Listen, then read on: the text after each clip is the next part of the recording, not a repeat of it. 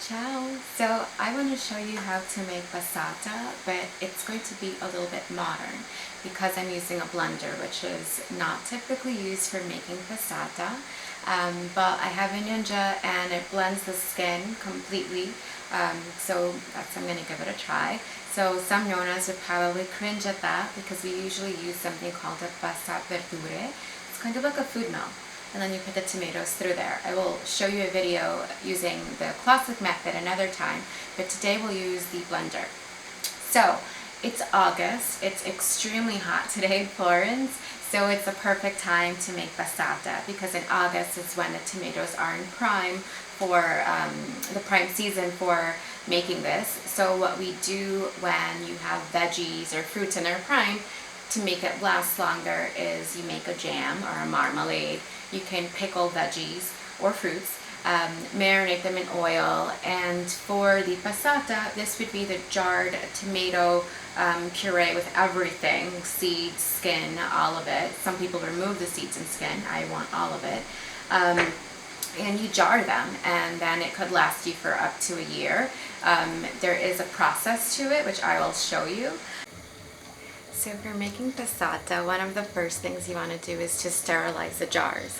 So what you do is you take the jars and you place them in a pot with a kitchen towel to make sure to keep them apart, and you boil them for 10 minutes. So what that means is you cover it with cold water, you bring it to a boil, and from the moment it starts to boil, you start the 10-minute count. And then once the 10 minutes are up, you shut it off, you let it cool off, and you use tongs in case they're still warm to remove them, and then you let them air dry before placing the passata inside. So it's really easy. So I went to my veggie guy at San Ambrosio. So San Ambrosio is my local farmer's market, and he's called an ortolano. An ortolano is a veggie guy, so his name is Matteo. And I told him that I wanted to do this weekend and to get a 5-kilo box together of tomatoes. So in Tuscany, we have a blend of tomatoes.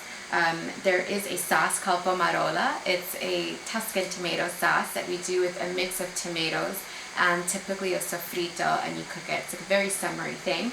So I have pretty much a pomarola mix, except I'll be making a passata, which is what he prepared for me. So he hand selected each one.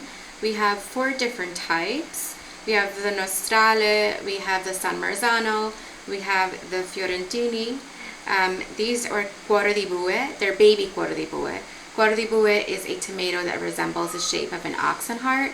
So when they're small, they look like this and have like that little pear drop shape. So I'll make a mix of all 4 of these. So first you have to wash the tomatoes really, really well. So I've placed them in a tub with cold water, and I've rinsed them at least twice. So now I'm going to drain them before I move on to the next step. So what we're going to do with the tomatoes is we are going to cut them in half, just like this. I am going to remove this part here.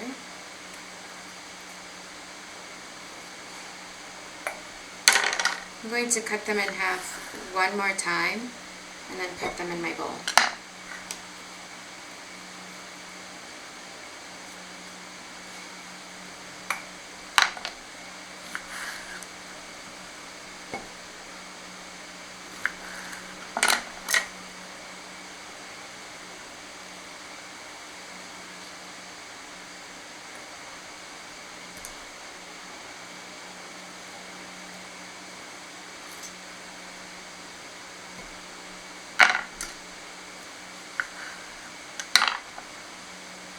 All these tomatoes are so juicy because they're extra sweet right now,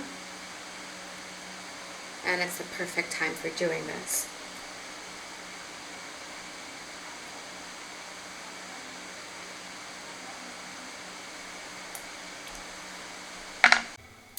So now I have cleaned the tomatoes, I diced them in half, cut them in half, I removed the top part, and now we're ready to cook. So what I have set up here are 2 large pots right here, so really big like this, and I'm going to cook the tomatoes now.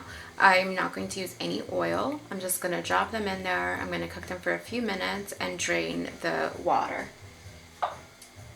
So I will add these guys. I'll have to do it in batches because it is a lot of tomatoes.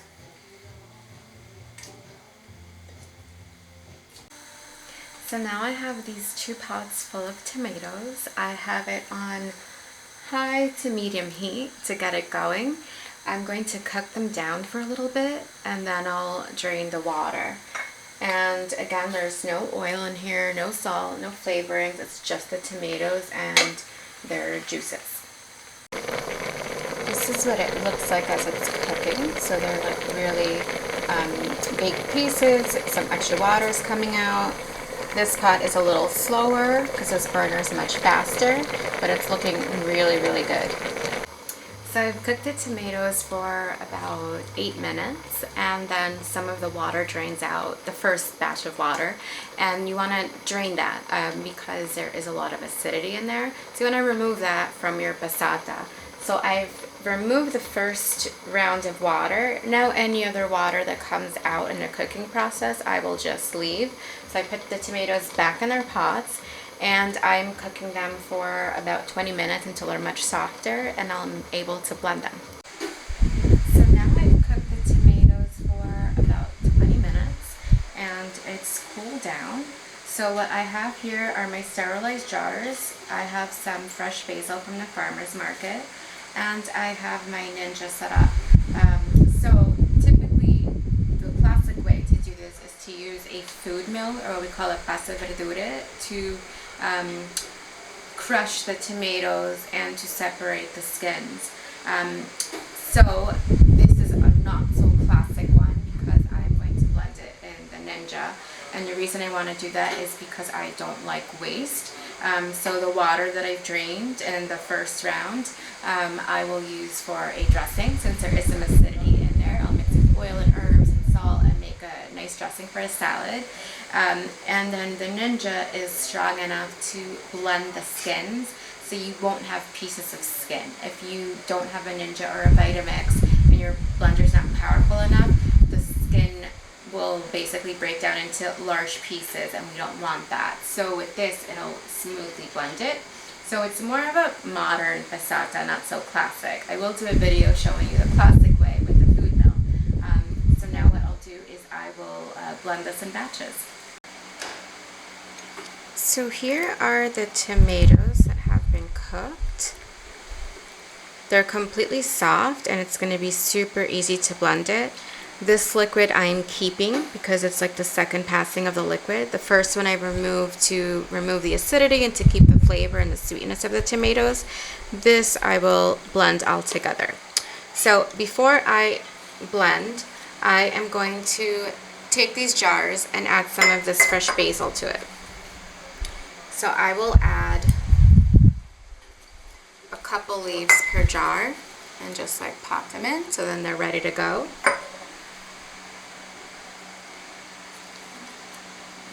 These are still slightly warm, but the Ninja can work with both cold and hot. So I'm just going to go ahead and blend. I'm going to fill it about halfway.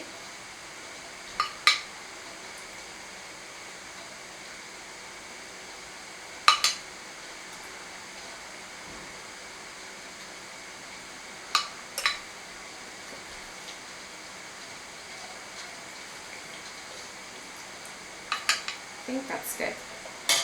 So I am going to put this on, lock the lid. I'm going to take off the top and leave it slightly open to let the steam out.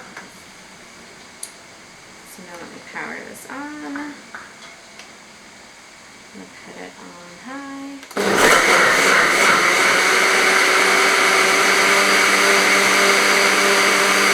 So I've blended all the tomatoes and I filled them in the jars.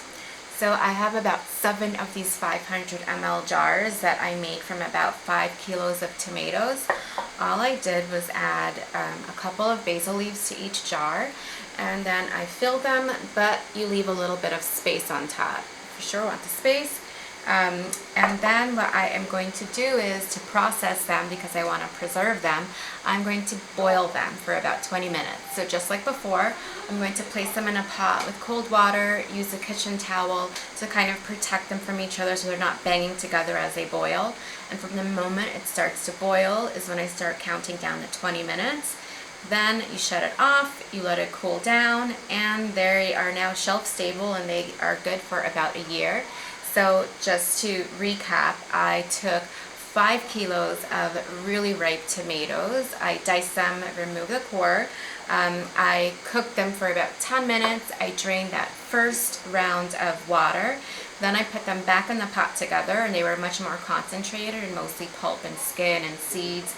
And I cooked them for about 20 minutes. Then after 20 minutes, I blended them in the Ninja, which is more of a modern way because the more classic way is to use a food mill.